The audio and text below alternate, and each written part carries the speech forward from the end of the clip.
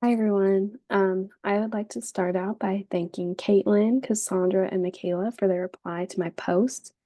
Your words were encouraging and insightful, and all of you gave me some ideas or aspects of my project to think about. So just thank you for that. I appreciate you taking the time. Caitlin, your reply stood out to me the most, with us having the same topic but different routes of this problem, like you said. I love your idea of gardening. I look forward to now going to see your post just to get a different perspective to the problem of food insecurity in education. I thought gardening was a really good perspective, and um, I was even trying to play around and think about how I could maybe incorporate that into my learning opportunity as well. So thank you for that, and I look forward to seeing your post. After a lot of reflection from my Zoom meetings and reviewing the replies for my first initial post, the role of the educator, my big problem. I feel like every week it evolves, and I'm just reminded many people can play a part in being an educator for this big problem. It can be parents, teachers, farmers, food bank workers, um, donors. Maybe someone that wants to donate to the getting the food into these classrooms for this learning opportunity. These could be possible partnerships where learn these could all be possible partnerships for the learning opportunity, I think. Um, just still after reflecting though and going through my learning theory and talking to peers, I still think the cognitive learning theory is still the best theory to apply because I love that it focuses on active learning process and laying down the foundation of basic skills.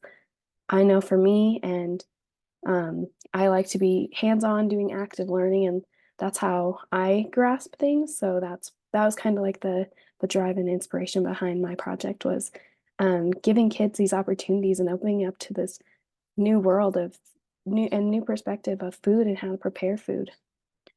But so that still remains the same. Michaela mentioned the parents sometimes don't even have the resources or means to make it to places like food banks or other organizations that are trying to help get food on the table in families' homes. And this just makes me feel more compassion for parents each week. I'm hoping if my learning experience ever did come to life someday, that it would create an impact in the parents, families, and students' lives and just take a maybe like some weight off the shoulders that there is like someone else partnering with them. It doesn't have to all just fall on the parents, that they are resources to help them. So then, after all this reflecting and time talking to my peers, I realized for my learning opportunity, specifically, we may need to be intentional with how we teach. For example, having smaller groups and keeping the meal simple.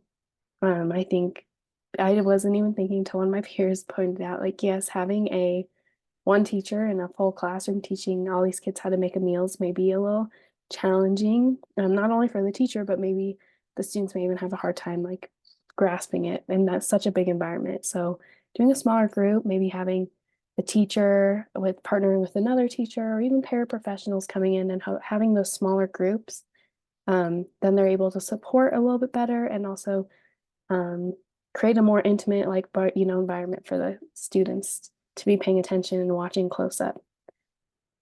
But that was my thought for that. And I think for elementary, all meals should be adult supervised, even when at home.